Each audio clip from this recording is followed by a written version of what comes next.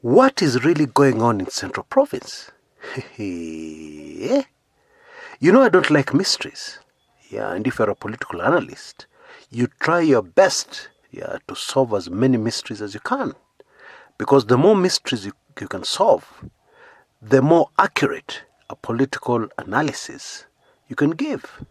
I'm sure many of you have already heard what happened yesterday. The CS Agriculture, Bwana Mwangi Kiunjuri, was going to launch a water project in Nyeri town. Yes, Nyeri. And it was not a small water project. Yeah, it was a 262 million water project. And a function was set to take place at Gatito Shopping Center, Nyeri town. But that meeting never really took place. Why? It was disrupted. And it was disrupted by people who appeared to be firm supporters of Deputy President William Samoei Ruto. Now, this one is a real mystery. Yeah, because you remember when the president spoke very angrily at the Corino function in Kikuyu, the message should have gotten home to the entire Central Province. But clearly, the message did not really penetrate Nyeri town. Yeah, if yesterday's incident is anything to go by. The CS Mwangi Kiunjuri, who is not from that area by the way, was forced to warn the crowd several times, the rowdy crowd. And he emphasized, that he did not want to hear any cheering or even jeering, because this was not a political meeting. This was a function to launch an important water project in Nyeri town. But his warnings fell on deaf ears. As a result, that particular function took a record 40 minutes and it was all over. In fact, it was cut short.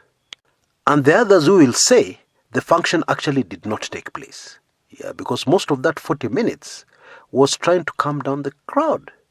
Jeering and cheering, that's what took up most of that 40 minutes. Now, in Central Province, Nyeri town is very well respected. These are people who are thinkers. These are people who don't make rash decisions, etc., etc. So what happened? And indeed, keen analysts of Central Province politics are asking, if this could happen in Nyeri, what will happen in Kiambu? What will happen in Murang'a? Now I'm forced to say what I have been trying very hard not to say. But it is the truth. It appears, that the foot soldiers of Bwana Ruto, His Excellency Ruto, the Deputy President, cannot be underestimated. Their numbers seem to be much larger than most people think. In my view, I think somebody has taken advantage of the troubles that we are facing as a country in Kenya. The troubles ordinary folks are facing. No money, no opportunities, no business, etc., etc. And I suspect somebody is using these, to incite people against the government. Now, if Nyeri was an opposition stronghold, then that statement would not be so significant. But we all know that Nyeri is a stronghold of the ruling Jubilee Party. And there's something else more worrying. The Handshake principles, President Uhuru Kenyatta and Raila Odinga are preparing to do a countrywide tour. In fact, today, Raila Odinga, His Excellency Raila Odinga, landed bang in the middle of DP Ruto turf. Oh yes, in the Rift Valley. In Elgeyo Marakwet.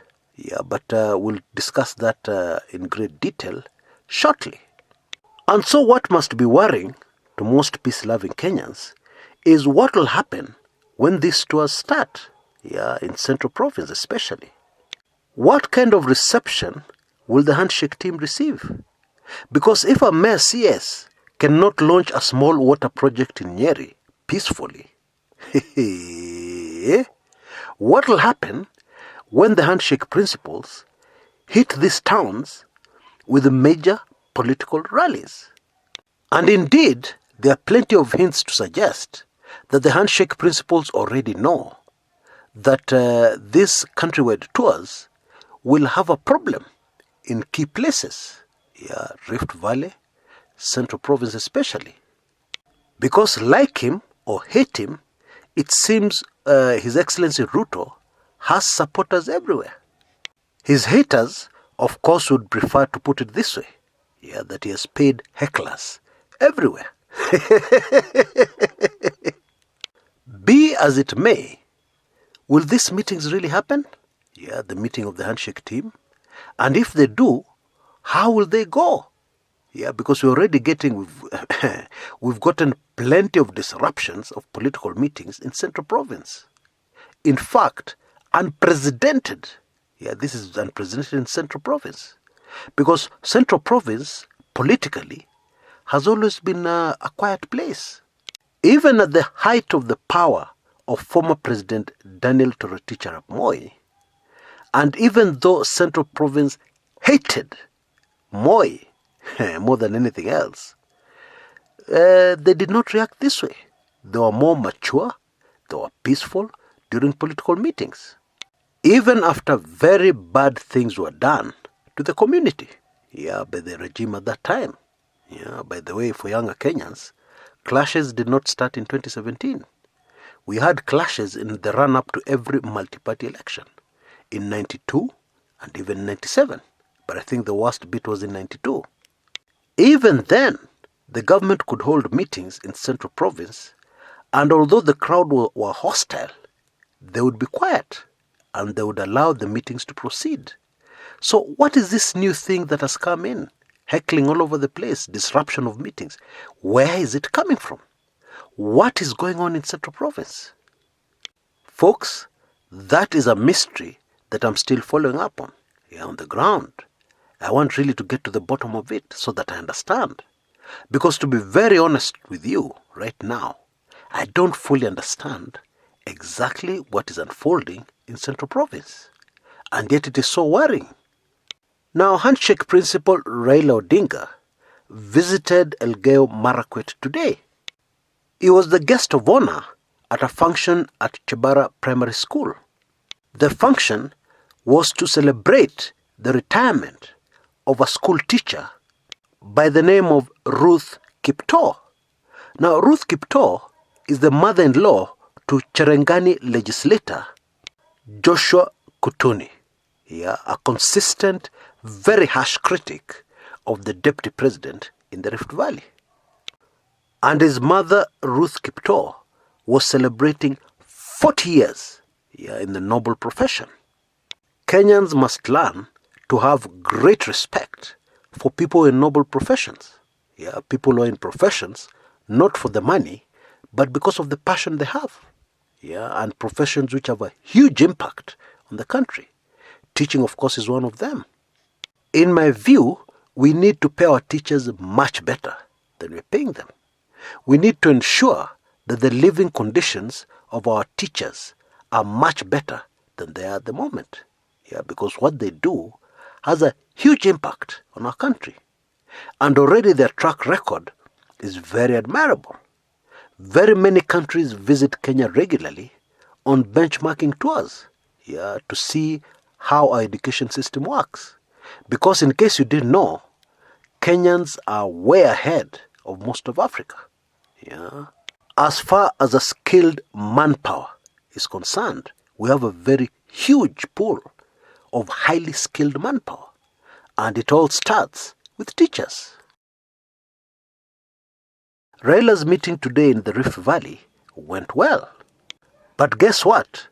I'm not willing to place any bet on how the meetings of the handshake principles that are being planned for the Rift Valley will go. And we already know that Central Province is highly tricky. Now, of course, the President of the Republic of Kenya cannot be compared to a CS. Elaborate security arrangements are usually made before he appears in any rally. Intelligence is collected on the ground before he appears in any rally, which greatly limits if not eliminates any chances of such a meeting being disrupted. However, to be very honest with you, I'm not sure about Central Province, even if it's Handshake principles visiting it. Because what we have seen so far is alarming, to say the least. You'll remember the meeting just the other day at Kenol, Murang'a, by the Embrace Women's Group.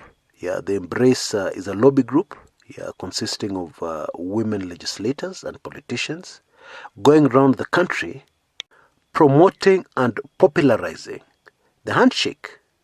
You will remember the meeting at Kenol, which we covered on this channel, was chaos. There was jeering, there was heckling. And now the same has happened in Nyeri. Now, I know some of you may still be thinking, this is not a big deal. What is Chris talking about here?